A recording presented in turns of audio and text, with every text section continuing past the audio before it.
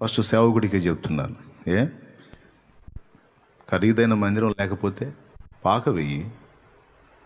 నన్ను అడిగిన ఏ సేవకుడికైనా ఇదే చెప్తాను. ఏ దైవజనుడు నన్ను వెంబడించే బిడ్డలైనా సరే అందరికీ ప్రేమతో ఇదే హెచ్చరిక చేస్తూ ఉన్నాను. ఏంటి వార్నింగ్ అంటే, సంఘము బలపడిందాకా, సంఘము తమ అవసరత తాము తీర్చుకునే పొజిషన్కి వచ్చిందాకా ఓవర్ యాక్షన్ చేయొద్దు. ప్రతి దైవజనుడికి హెచ్చరిక. దైవజనుడు సేవ, కొద్ది సేవను చూస్తున్నవాడు. నువ్వు వాళ్ళని వీళ్ళని చూసి వాళ్ళలాగా మందిరం కట్టాలి, వీళ్ళలాగా ఇది అవ్వాలి, వీళ్ళలాగా సౌండ్ సిస్టమ్ పెట్టాలి, వీళ్ళలాగా మ్యూజిక్ సెక్షన్ పెట్టాలి అని ఎవరినో చూసి ఏదో అయిపోవద్దు. మంచి మందిరాన్ని బట్టి ప్రజలు రారు, మంచి మ్యూజిక్ సెక్షన్ని బట్టి ప్రజలు రారు. మళ్ళీ చెప్తున్నా, కింద మార్బల్ని బట్టి ప్రజలు రారు, మంచి మ్యూజిక్ పరికరాలు ఉంటే ప్రజలు రారు. అట్లాంటి చాలా సంఘాలు ఉన్నాయి, కానీ ఆడే కూర్చున్నాయి. ఆదివారం తలుపులు ప్రార్థన అయిపోయి తలుపులు తాళం వేస్తే ఇక మళ్ళీ ఆదివారం తీసి దులిపేది చాలా ఉన్నాయి. అట్లాంటి దైవజనుడా, అది కాదు. అవేవి లేకపోయినా దేవుడు నీకు తోడై ఉంటే నువ్వు పందిరి పందిరి పందిరి పందిరి పందిరి కింద కూర్చున్నా సరే ఆత్మలను ఎలగొట్టి దేవుడు పిలుస్తాడు. నువ్వు చెట్టు కింద కూర్చున్నా ఆత్మలను దేవుడు పిలుస్తాడు. మంచి మ్యూజిక్ పరికరాలు ఉన్నాయి ఈరోజు, మీరు చూస్తున్నారు. అబ్బా, తబలా, కీబోర్డు. నేను చెప్పనా, అవేవి లేనప్పుడు స్టీల్ బేషన్ వార్లేసి ఆ బేషన్ మీద కొట్టి పాటలు పాడి పరిచర్య ప్రారంభించా. కంజర కొనడానికి డబ్బులు లేవు. దైవజనుడు ఒక ఆయన నా ఇంటి ముందుగా కొనుక్కొని వెళ్తున్నాడు కంజర. యెహోషువ అన్నా అని, నా బాగుంది, ఎంత అయిందన్నా అన్న. 160 రూపాయలు అన్నాడు. లేదు, ఆ 160 లేదు. చూసి కొట్టడం కూడా రాదు. ఇచ్చాను. బ్లూ కలర్ కంజర బాగుంది. అంత దూరం వెళ్ళాడు. మరి ఆయనకి ఏం ప్రేరణ కలిగిందో మళ్ళీ వెనక్కొచ్చి తీసుకో అన్నాడు.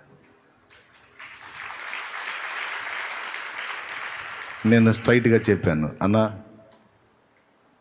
ఏమనుకోవద్దన్నా, దీన్ని ఆశించి నేను అడగల, ఇది కావాలని నేను అడగల, ఆ ధర ఎంతో తెలుసుకొని ప్రార్థన చేద్దామని అడిగా.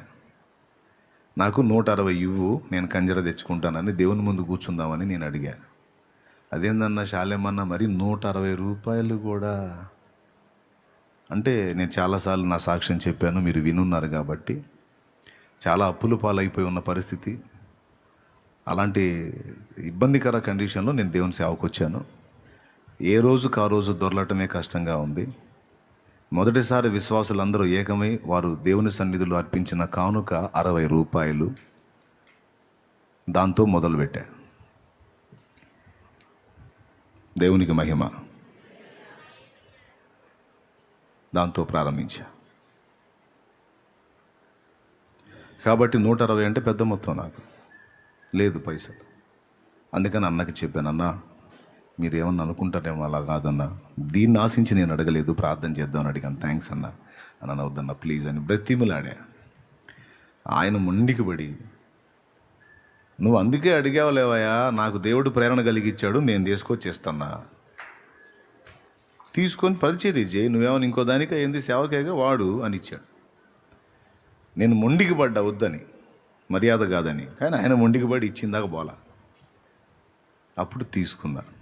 నాకు మొట్టమొదట ప్రభువు పాట పాడి ఆరాధించడానికి కంజర ఇచ్చినటువంటి వ్యక్తి ఒక దైవజనుడు, పేరు యెహోషువ.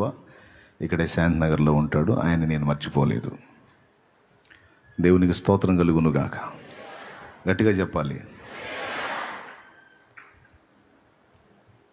అంటే నా దగ్గర లేదు.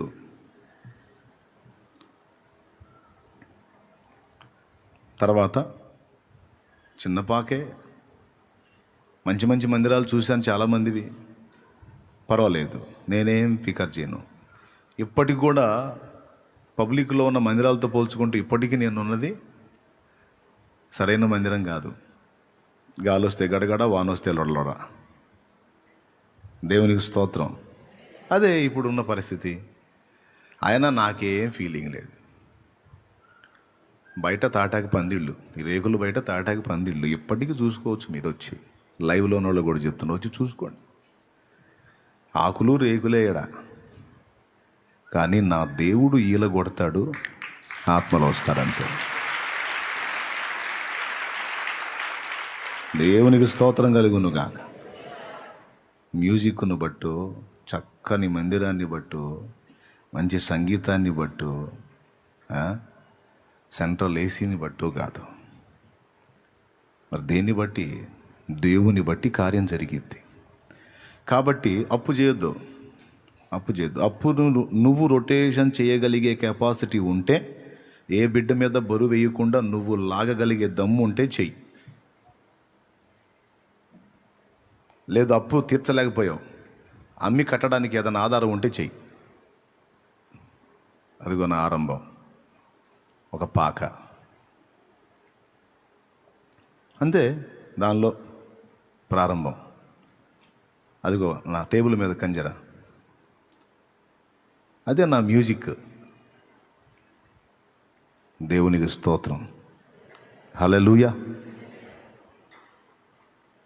ఆ తర్వాత ఆ కంజర తర్వాత ఇక్కడ సమీపంలో పాస్టర్ ఎన్ కృపారక్షణ గారని ఒక దైవజనుడు నా సమీపంలో ఉన్నారు. ఆయన కుమారుడు క్రిస్టల్ అనేటువంటి దైవ సేవకుడు, తను కూడా ఇప్పుడు సేవ చేస్తున్నాడు. తను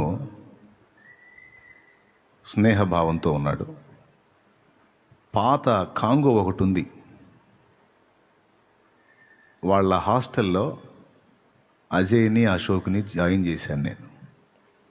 ఎందుకంటే వాళ్ళకి డబ్బు కట్టి చదివించడానికి స్తోమత లేక పాస్టర్ ఎన్ కృపారక్షణ గారు నడుపుతున్నటువంటి హాస్టల్లో, అనాథ బాలుల కొరకు ఆయన స్థాపించిన హాస్టల్లో ఆ పిల్లల్ని చేర్చాను నేను, 2 పిల్లల్ని. వాళ్ళ కోసం నేను అప్పుడప్పుడు అక్కడికి వెళ్ళి వస్తున్నప్పుడు బ్రదర్ పరిచయం అయ్యి ఆ పాత కాంగోని బయట పెట్టారు.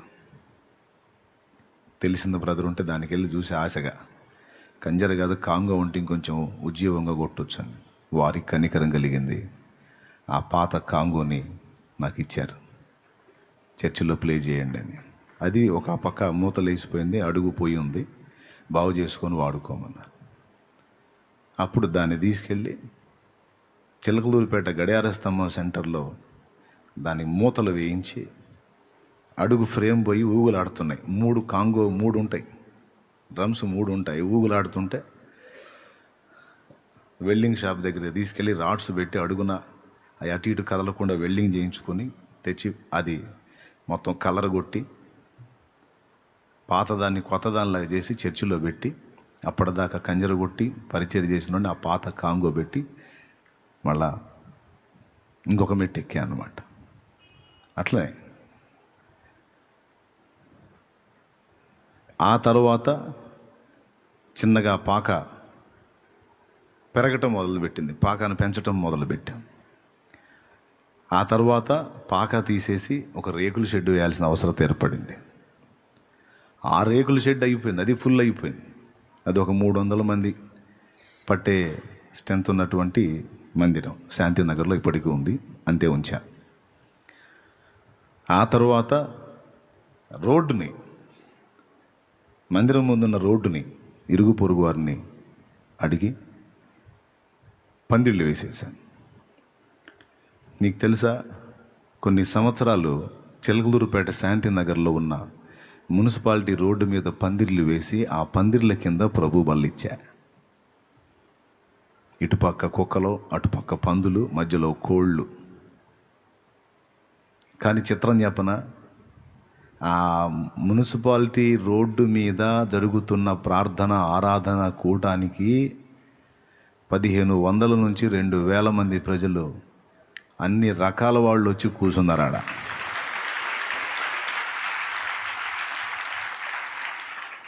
దేవునికి స్తోత్రం కలుగును కాక. ఈ పక్క ఆ పక్క మురికి కాలువ, అవేవి కనపడకుండా చుట్టూ ఓ సైడ్ వాల్ తిప్పేవాడిని. పైన తాటాకు పందిళ్ళు, చుట్టేమో సైడ్ వాల్. ఇటు పక్క విశ్వాసులు కూర్చుంటే అటుపక్క పందులు వచ్చి హాయ్ బ్రదర్ బాగున్నావా అంటుండే అటుపక్క. నేను కహానీ చెప్పట్లా, ఇది ఉన్నారు సాక్షులు. చేతులు ఎత్తండి బాబా, చూసిన వాళ్ళు చేతులు ఎత్తండి. నిజం.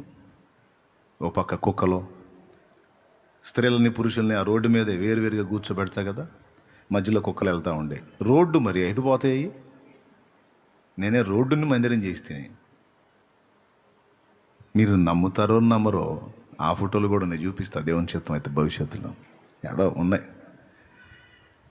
ఎందుకు ఇది చెప్తున్నానంటే, దైవ సేవ చేయాలనుకునేవాడు అప్పులు చేసి విశ్వాసుల్ని పదే పదే ప్రెజర్ చేసి వారిని మధ్యవర్తిత్వంలో పెట్టి వారి ద్వారా మనీ తెప్పించి ఏదో చేయాలని తిప్పలు పడద్దు. నువ్వు దేవుని పాదాలు పట్టుకుంటే ఆకులు కాదు, ఒట్టి చెట్టు కింద, నువ్వు అడవిలో కూర్చొని చెట్టు కింద కూర్చున్నా అక్కడికి పంపిస్తాడు నీ కోసం ఆత్మని దేవుడు. నువ్వు పట్టాల్సిన వాడిని సరిగా పట్టాలి, అంతేగాని విశ్వాసుల్ని ఇబ్బంది పెట్టడం చేయకూడదు. పట్టాల్సిన వాడిని పడితే ఏదైనా నీ కోసం చేస్తాడు. నన్ను అడుగుమో, జనములను నీకు స్వాస్థ్యముగాను భూమిని దిగంతముల వరకు నీకు సొత్తుగాను ఇస్తానని మాట్లాడాడు గనుక ఏవేవో పైన చేసి నువ్వు ఆకర్షించాల్సిన అవసరం లేదు, అనవసరం అది. దేవుని పాదాలు పట్టు, ఆయన ఈల కొడతాడు, జనములు పరిగెత్తి వస్తారు, అంతే.